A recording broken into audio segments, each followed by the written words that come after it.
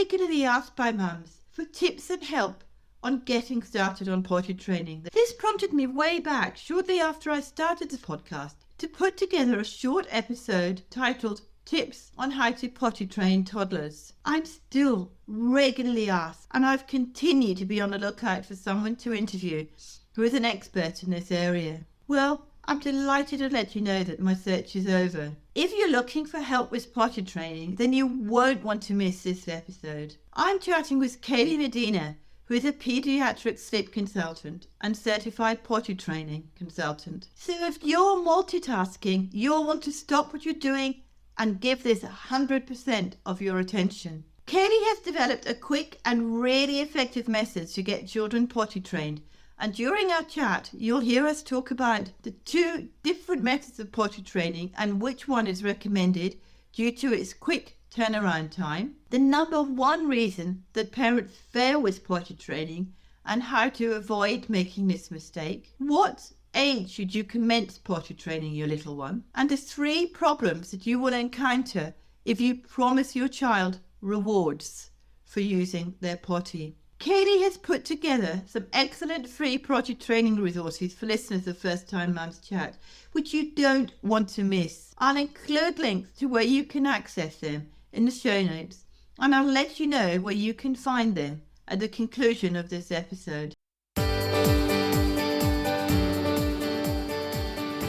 I'm Helen Thompson, and welcome to First Time Mums Chat. I'm a childcare educator and baby massage instructor. I know that being a parent for the first time is challenging and changes your life in every way imaginable. To help ease your transition into parenthood, I aim to offer supportive, holistic approaches and insights for mums of babies aged mainly from 4 weeks to 10 months old. My goal is to assist you to become the most confident parent you can and smooth out the bumps along the way. This podcast is brought to you by My Baby Massage. To find out how baby massage can help you to increase your confidence and feel more connected with your baby, check out My Baby Massage introduction video at mybabymassage.net/intro. Let's do this together. This podcast is for informational purposes only and does not constitute medical advice. Please contact a medical practitioner if you are concerned or have any medical issues. Something I will quickly mention before we get started. During our chat, you'll hear Kaley refer to diapers and you'll hear me refer to nappies. Sorry for the confusion. These are exactly the same and are just referred to differently between Australia, the UK and North America. Now on to the interview. Hi Kaley, and welcome to First Time Mums Chat. I'm absolutely thrilled to have you here today because, as you know, I've been on the lookout for someone to talk to who specialises in potty training, so I was thrilled to meet you recently. Can you start by telling us about you and your background? Absolutely. Thanks so much for having me on your show, Helen. My name is Kaley Medina, and I am the founder of Live, Love, Sleep. I have been working with parents over the last decade with their children, helping them to create healthy sleep habits, and more recently, diving into the world of potty training as well. So I started my career as a pediatric sleep consultant, and I have a team of about 10 sleep coaches who help me with families all over the world.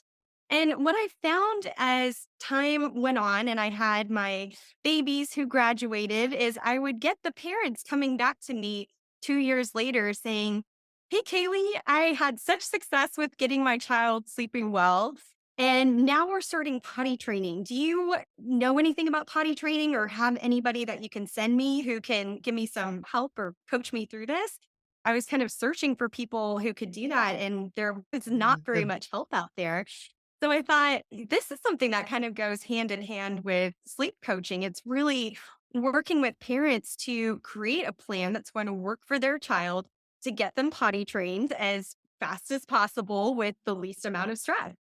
I took a certification course and read every book I could get my hands on and have developed a really effective, quick and effective method to get children potty trained with trying to take the stress out of it Yeah. for parents because it is a little bit of a messy business.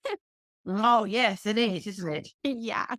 So I'm really excited to be on here and share some tips with moms and dads who are trying to teach their kiddo how to be able to successfully use the potty. And potty training, actually, it's a skill that you're going to be teaching your toddler or your child. I really think of it as a similar journey as to learning how to ride a bike, right? As a Mm. parent, you're going to be very supportive and encouraging as your child learns the skills needed to push off, to how to balance, how to pedal and stop.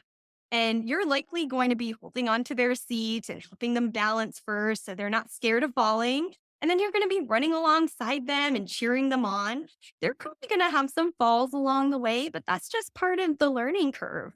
And they're not going to learn it overnight. It's going to take some time and it's going to take a lot of patience on your part. Mhm, But definitely. with your help and some practice, they're eventually going to get it. With potty training, it can actually be a really wonderful experience for both you and your child. I promise that it really can be a very powerful bonding experience that you can have. That's exactly what we do with potty training is we really take the stress out of it and just create a much more enjoyable experience for parents than you're probably expecting because you really are helping your child learn a lifelong skill. You're going to be helping them to establish a connection between the sensation of needing to pee or poop with the actual act of using the potty. That really is the ultimate goal of potty training. And I'm going to repeat that. It's establishing that connection between the sensation of feeling that need to pee or poop and the act of using the potty. That is our ultimate goal with teaching your child how to be potty trained. And you're going to help your little one to establish that connection. So, when we're looking at how to do potty training, in general, there's kind of two different methods that you can use. So, one of those is going to be child led potty training. And child led potty training, it's kind of is how it sounds. It's really giving your child the lead on how to be able to do it on their own. You basically buy a little potty for them, stick it in the bathroom, and you kind of model the behavior that you're going to be showing your child how to use the potty, not putting any pressure on them, and just letting them kind of do it as it comes. It is an effective method, but it generally takes a very long time because when you're giving a 2, 3 year old the time to just kind of do it as they will, it's usually going to take several months to get that done. When parents call me, they're usually wanting to do it quickly. They're wanting to ditch the diapers pretty fast. And that's what the other method is. It's more of a parent led approach to potty training. With the parent led approach, this is when you are going to be the one who actually helps your child learn that sensation of feeling that urge to pee or poop and connecting that with sitting down on the potty and successfully using it.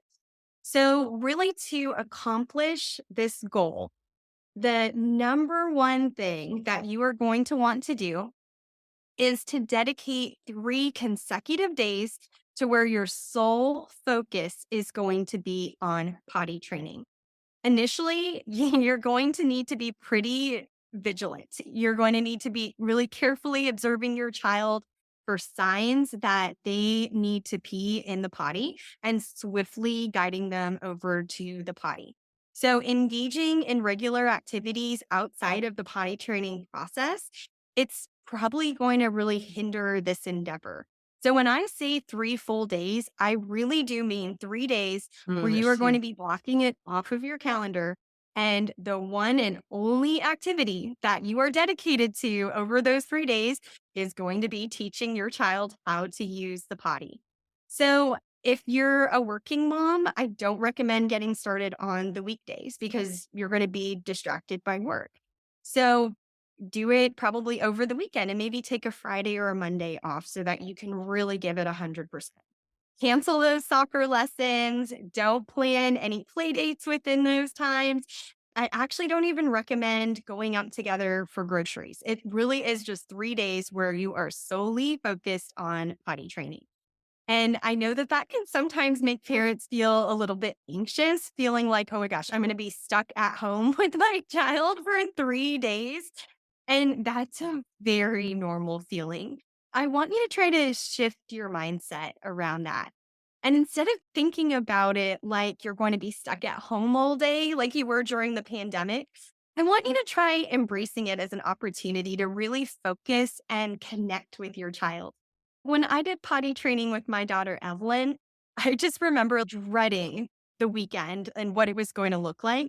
But what I can tell you is I came off of those 3 days feeling closer to her than I had in a Yeah, I really long bet. time. Yeah, we did puzzles. We played those make believe games that she wanted to play. We had fun doing Play Doh and crafts. It was just such great one on one time that we got to spend together during that period. And I just felt like our bond really grew. And that's the feedback that I get from almost all my clients towards the end is they say, I was just absolutely dreading that time. And it really did bring us closer. So if you're really able to dedicate these 3 days, you're going to find that potty training is just going to go so much faster and so much smoother than if you didn't. And I do find that the number one reason why parents fail with potty training is because they really didn't commit to those full 3 days of teaching their child those skills needed to use the potty. They tell their toddler instead, okay, we've tried this for a day and we got to get out of the house and go get those groceries or go to that play date. And okay, fine, here's the diaper. They're just going to start to get confused. And that confusion, it really is just going to make it so much more challenging when you decide to try it again. They may even begin resisting even harder that second or third time because they learned that if they do, then that diaper is going to come back on and no one wants Hmm. that. So, one other thing to keep in mind whenever you're trying to determine whether or not it's the right time to potty train is that you want to do it during a time that there's not going to be any big life changes. So, if you're currently pregnant and expecting a baby in the next few months, you'll want to either get potty training done as soon as possible so that you've got a little bit of time on the back end before that baby arrives and you don't have to worry about having two in diapers. Or you're going to need to just wait a few months after that baby arrives because that's a big, big change in a child's life.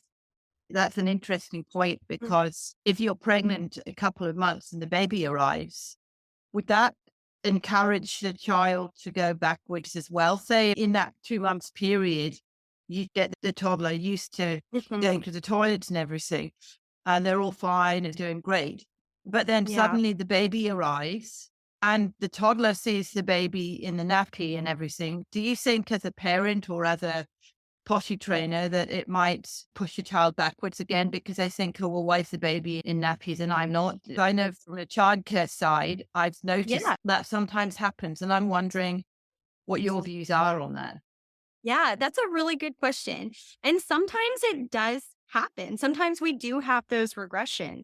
But I will say it's easier to deal with a regression than it is to go on too long with those diapers and have to deal with having those two in diapers for a long time. Not to say way more often than not, believe it or not, children generally don't go into those regressions. Think about it if they used to have a pacifier or dummy and the new baby arrives, maybe they'll kind of play around with the babies like, oh, what kind of a toy is this? But they're not going to get addicted to the pacifier again. It's the same Yes. thing with maybe asking for the diaper. But with toddlers, it's just very important that we establish clear boundaries and let Mm, them know that the expectation for them is that they are in big kid underwear now. And if their yes, little yes. brother or sister might be in that diaper, but they're not going to be anymore. They're in their underwear at this point. And you don't encourage, I don't know what you call them in America, but Yeah. here in Australia, we have pull ups. They are a nappy, but they're Right. pants that are like a nappy and you pull them Yeah. up.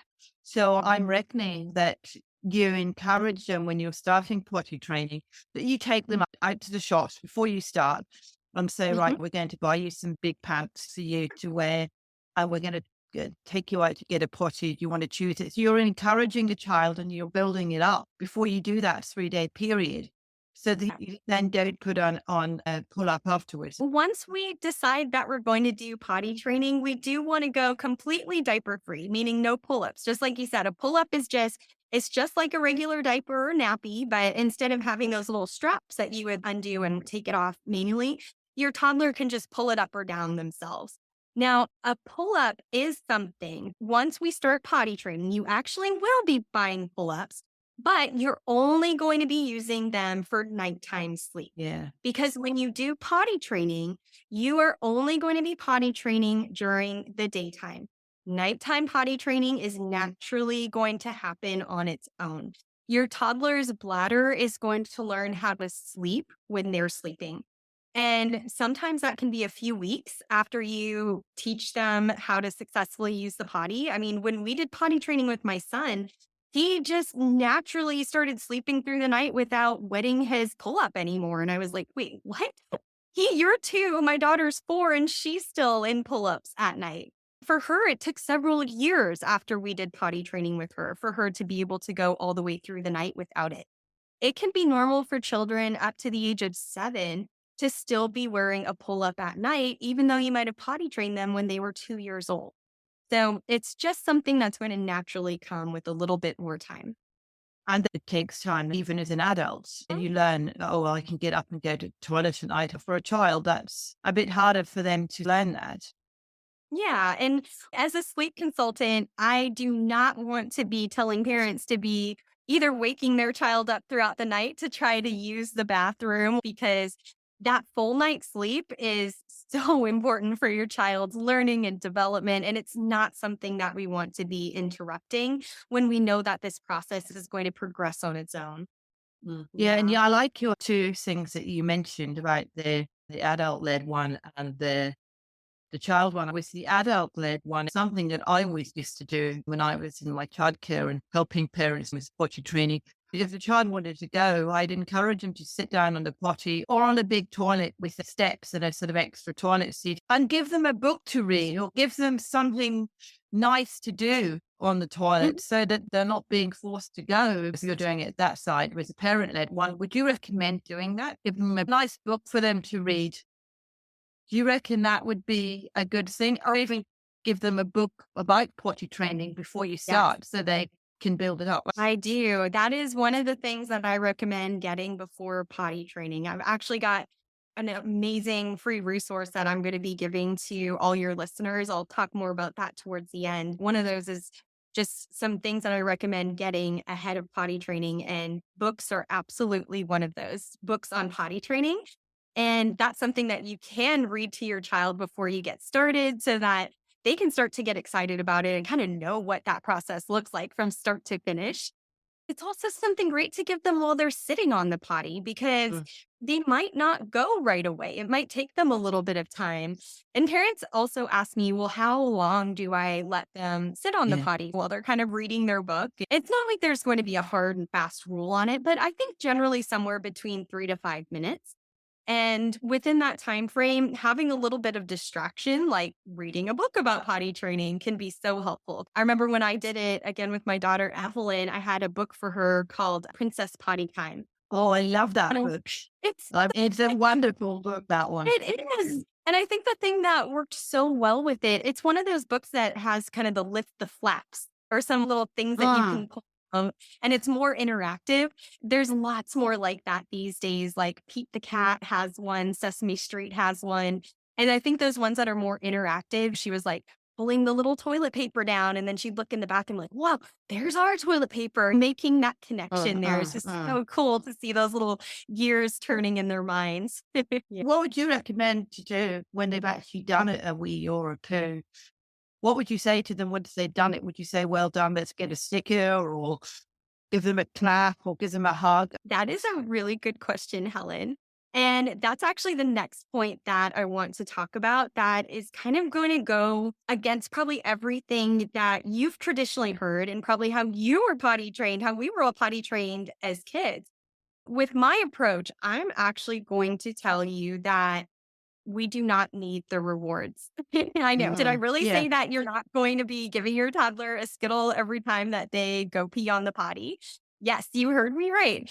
I know that you've probably heard it from everyone who's offered you advice, but this is actually an outdated approach. It's like how your mom might have said, we let you sleep on your stomach all night when you were a newborn because that's what the doctor told us to do to help you to get better sleep. Now we know that research has showed us that infants sleeping on their stomach actually are at higher risk of SIDS. So you Mhm. more likely had your baby be sleeping on their back.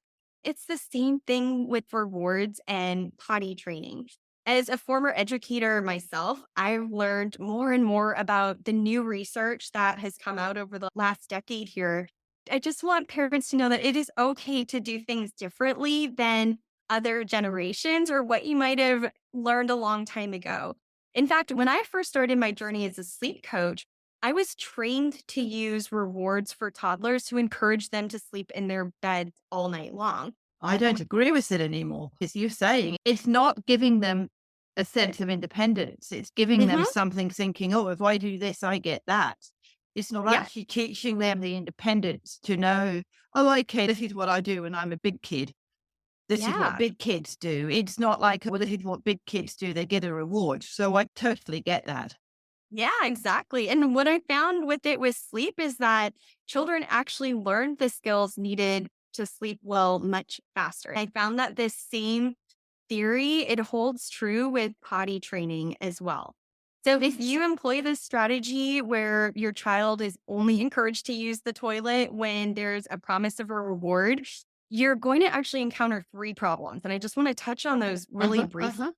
So the first is going to be that you're constantly going to have to one up that last reward because initially you might find that that little Skittle or that sticker was really enticing to your toddler.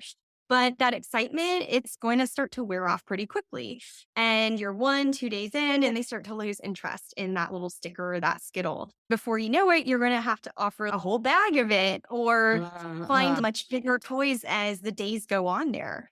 And that really brings us to problem number two is how on earth do you get rid of these rewards once you've started offering them? And how is your child going to react when you tell them that they're not going to be getting those Skittles or those stickers anymore whenever they go pee pee in the potty?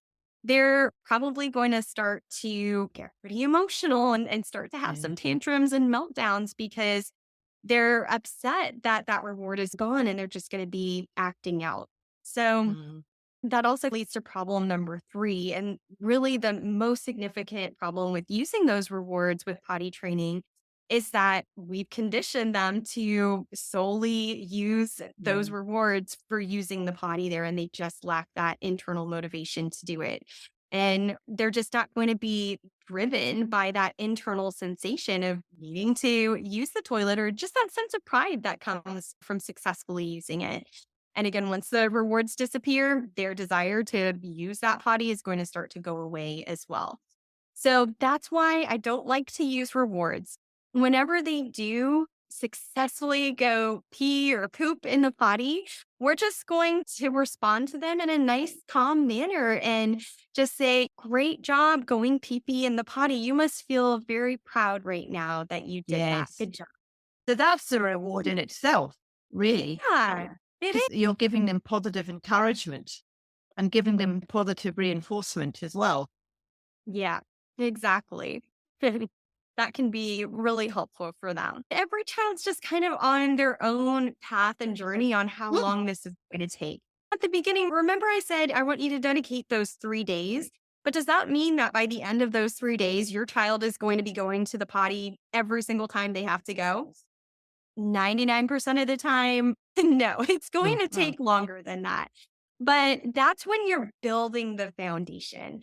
And after those 3 days, that's when you're going to be able to dress them in their regular clothes, continue with your regular activities, knowing that you're going to have those accidents as that first week, 2 weeks kind of go by. It's just going to take a little bit of time for every child to get it. Some are going to be fully potty trained within that first week. Others might take a month or two before Mhm. you're starting to not see those accidents anymore. We're all on our own path to get there.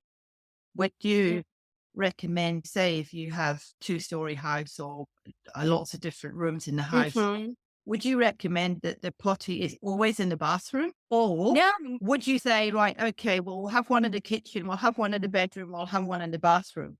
So that if he's in the kitchen, he doesn't have to rush to the bathroom. He knows where the potty is. That's something I'd feel is important. I would probably do that. But as a potty trainer, would you do that or not?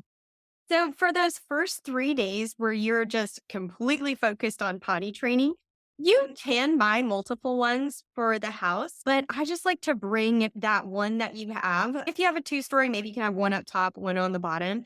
But you're going to be following your child around and you're going to be bringing that little potty with you, whatever room you're in. If you're in the kitchen, the potty's in the kitchen with you. If you're in the playroom, that potty is right there with you because you want to be able to be watching for those signs that your child is ready to use it and be getting them on that potty as fast as possible so that they can feel the pee going into the potty and visually see it in there. And that's what's going to help them to start to make that connection between feeling, hey, I'm starting to need to go, to actually seeing that happen. So many parents say to me, oh, I started potty training my baby when they were 10, 11 months old, or even Yes. 9 months old. From my personal experience for childcare, I think that's too early. It's probably not a good idea because you've got to watch Mhm. for the signs for yourself, what they are. And if you start too early, it may not be advantageous to their development or their bladder. So, Exactly. what would you say the signs were to look for when your child is ready to be potty trained? Yeah, it's not just going to be one thing that we're looking for.